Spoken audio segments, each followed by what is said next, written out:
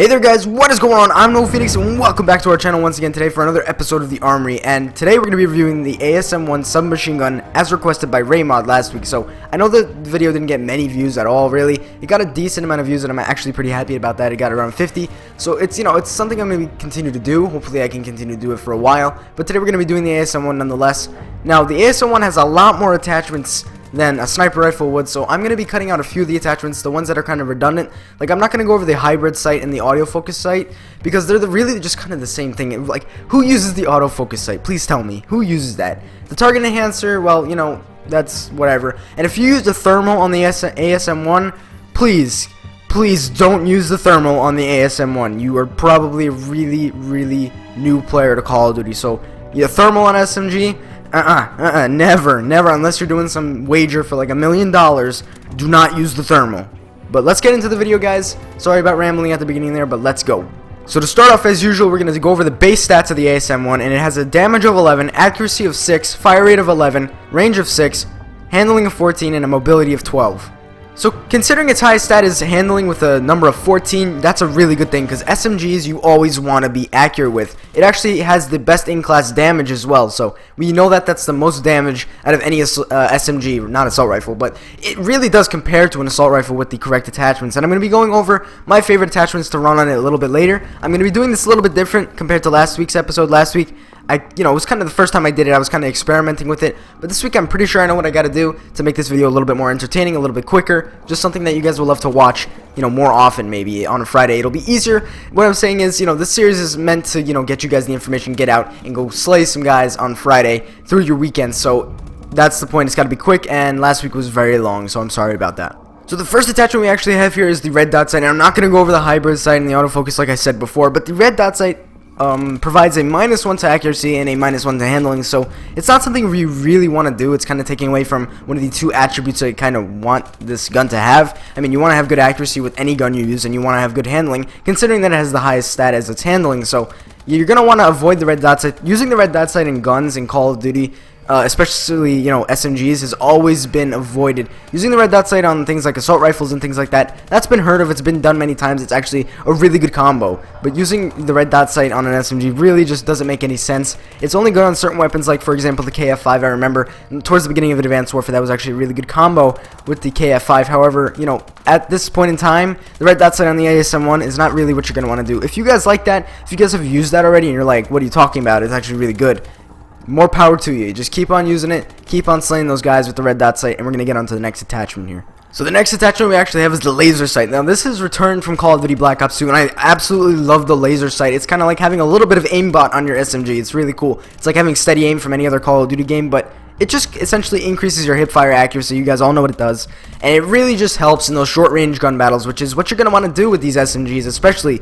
the ASM1, because it actually handles a little bit like an assault rifle even at close ranges. So you're going to want to use the laser sight if you like the laser sight. However, on my final class setup, I do not involve the laser sight. I actually use a different setup. Laser sight is something nice to have, something that you can definitely use. It's definitely valuable on this weapon. I used it a lot in Black Ops 2, not so much in Call of Duty Advanced Warfare. So if you like the laser sight, of course, use it. Like all this stuff, if you like it, just use it. Like if you like the tracker and I say the tracker sucks, well, use the tracker. It's all up to you. It's not up to me. I'm just giving you guys some tips going over the attachments that maybe you guys weren't aware that make a really good combo on this weapon. So this next attachment we have is the stock, and this basically allows you to strafe a little better. It kind of decreases your accuracy by 2 and increases your mobility by 2, so it's going to increase it to 14, which is going to make it equal to your handling, which is actually a really good thing to have. So if you're running with the stock on an SMG, on an assault rifle, it usually works. Using the stock, I highly recommend it on assault rifles, not necessarily SMGs, because on SMGs you already have some good strafe, while on assault rifles you kind of have a lack there.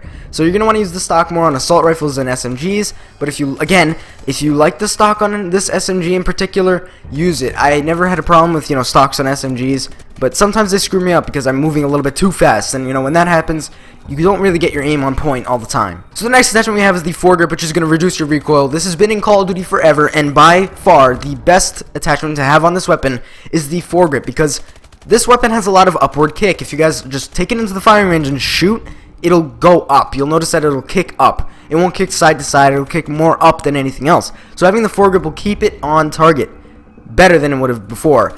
Now, if you guys are wondering, does the foregrip really make a difference in this situation? It absolutely does. I tested it a few times. The foregrip will make a difference in your accuracy, so I definitely recommend it. So the next attachment we have is actually the suppressor. This is something that, again, has literally been in Call of Duty for like ever. It's one of the more original attachments, and it's definitely useful in any situation on pretty much any gun. Keep you off the enemy mini-map, and it also, just keep you stealthy at all times. So this is actually one of the other perks I recommend for my final class setup, and it'll actually reduce your accuracy by 2, which I really don't believe, because with the foregrip, it'll just bring that straight back up. So if you guys haven't noticed already, my favorite class to run on this is the ASM1 with the foregrip and the suppressor. Definitely by far my favorite thing to do with it. So I'll get into that later. Don't worry about that yet. I'll be showing that off a little bit more. But yeah, the suppressor is something you're definitely going to want to use on the ASM1. Next is the parabolic microphone, which actually does the same exact thing as the suppressor in the sense that it reduces your accuracy by 2. And this one will actually allow you to hear and see enemy fire on your map. So it'll definitely come in handy if you're using this SMG, because with an SMG, you're constantly moving, you're constantly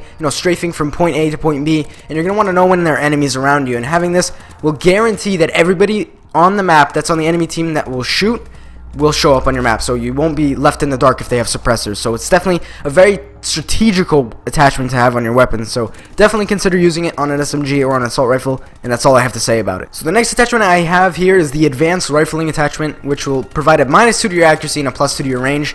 I don't really recommend this. This is kind of like the long barrel from Black Ops 2. I really don't recommend it that much. It's not really something I really try out or use that often, to be honest. But, it probably does make a lot of difference in your range. Like it says, it adds a +2 to your range. So if you guys like having range on an SMG, which is definitely something very viable, something very, very interesting to see, you're definitely going to want to give it a try because, it's just an interesting thing to think about. Like having a range on your SMG is something like more reserved for assault rifles rather than SMGs. So if you want to give advanced rifling a try, go for it. But however, you must realize that you cannot use advanced rifling and a suppressor. Just keep that in mind. So it's like a big trade-off there. You can go silent, do a little less damage, or you can go loud and do the big damage. So the next attachment we have here is the quick draw grip, which I really don't like in this game, considering that it's kind of broken when you're using Guang Ho. It kind of like does a little lag. I don't know what it is, but it kind of like prevents you from bringing up your sights a little bit at full speed.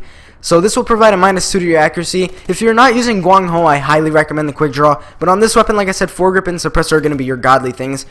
Quick draw is not really something you need on an SMG. That's something I definitely noticed in past Call of Duty games, especially Black Ops 2. I realized that, on an SMG, you don't need stock or a quick draw because really you're just kind of getting that auto equipped. Now on the assault rifles and the LMGs, as a matter of fact, you're going to want to use this quick draw and the stock, for a matter of fact. So on any SMG, LMG and assault rifle, you're kind of going to want to use quick draw and stock. It's kind of two things that you're kind of going to want to do. It's just kind of necessary, one or the other. You don't have to use both all the time, because if you want to have a suppressed weapon, for example, if you want to have a suppressed AK-12 in stock, that works too. Or if you want to have a suppressed AK-12 and a quick draw, that would be good too. So, it kind of works both ways in this situation. So the next attachment we have is actually the dual magazine. This is something that I really haven't given much credit to in Advanced Warfare yet. I really haven't used this much, but I loved it in Black Ops 2 and Black Ops 1. So the dual magazine is something you're going to want to give a try. Now, with the foregrip and suppressor attachment combo, you're going to have a -2 to your accuracy, but a +2 to your handling, making your handling insanely awesome. It's like a 16 in handling, which is almost near the top. It's like 4 bars away from being on the top stat. So that's a really good thing to have. Give the dual magazine a try. I really don't see any problems with the dual magazine. It's actually really, kind of useful. It's like a substitute for sleight of hand. So if you're into that, definitely give the dual magazine a try. So the next attachment we have is actually the rapid fire. Now this is something you're really not going to want to use, because with the suppressor foregrip attachment combo, it'll provide a -4 to your accuracy and a +2 to your fire rate. Fire rate is not something you really want on an SMG. Not something you want to increase. Rapid fire is one of the rarest attachments to be used in any Call of Duty, so just blow that out of the water. Rapid fire should not be used unless you're really trying to experiment. That's all I have to say about it. So the last attachment we have is the extended mags, which will literally increase your ammo count to a massive 67 bullets, which is a lot of bullets. Now if you're remembering Black Ops 2, having the extended mag on the PDW increased it by almost that amount. I think it ended up having like 50 or something bullets. So having that excess amount of bullets on an SMG means you're going to be able to spray constantly and whenever you want. Now, if you guys are not a fan of spraying and praying, obviously don't use it. But if you're, more of a newbie player, I'd really kind of recommend the extended mag. I really do. The extended mag is something that most pro players actually use. So extended mag, definitely something you're going to give a try in Call of Duty Advanced Warfare, especially with the ASM1, because of its massive boost to ammo count. So something I could definitely have to recommend there. Now, as far as perks are concerned, I definitely recommend lightweight, low profile, Guang Ho, toughness, and blast suppressor. The only one that's different from last week's episode is simply Guang Ho, which basically allows you to run with your gun up in ready position at all times, so you don't have to pick it up from a resting position while you're running or something. Definitely a good perk to have. When I found it, I was like, this is a little weird, but after a while it stuck with me, and I love Guang Ho now. The problem is it doesn't really work well with quick draw, so just be mindful of that. So lastly, guys, I want to recommend the ASM1 foregrip attachment and suppressor attachment as my final setup for this weapon. Really good attachment combination. I really love this. Really makes the gun stand out. Really makes it kind of more like an assault rifle at longer distances. I really love it for that fact. So I'm sure many of you guys actually love it for that fact as well. But you guys are seeing me play with it a little bit on the screen right now. It's a very good weapon to have in your arsenal. Very good weapon to have in elite form as well. If you don't have an elite form of this weapon, the speakeasy, guys, the speakeasy will make this a drum magazine, which kind of increases bullet count by a massive amount.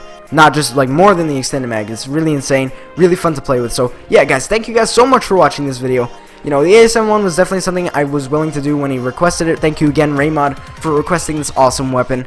The ASM1 was recently buffed, if you guys didn't know. That's why it received so much glory right away, because it was recently buffed and it was all good and dandy. It looked really nice. It played really nice. So that's all I have to say about the ASM1. Great weapon. If you're looking to play some fast-paced game modes, the ASM1 has got to be your primary choice at the moment. So be absolutely 100% sure that you hit that subscribe button before you leave to go do whatever you got to do in life. And also, if you do hit that subscribe button, be sure to stick around and get to know us more as a YouTube channel. Also, leave a like rating according to what you thought of this video. And if you haven't seen our previous video, click on the annotation on the screen. Thank you guys so much for watching, and peace out.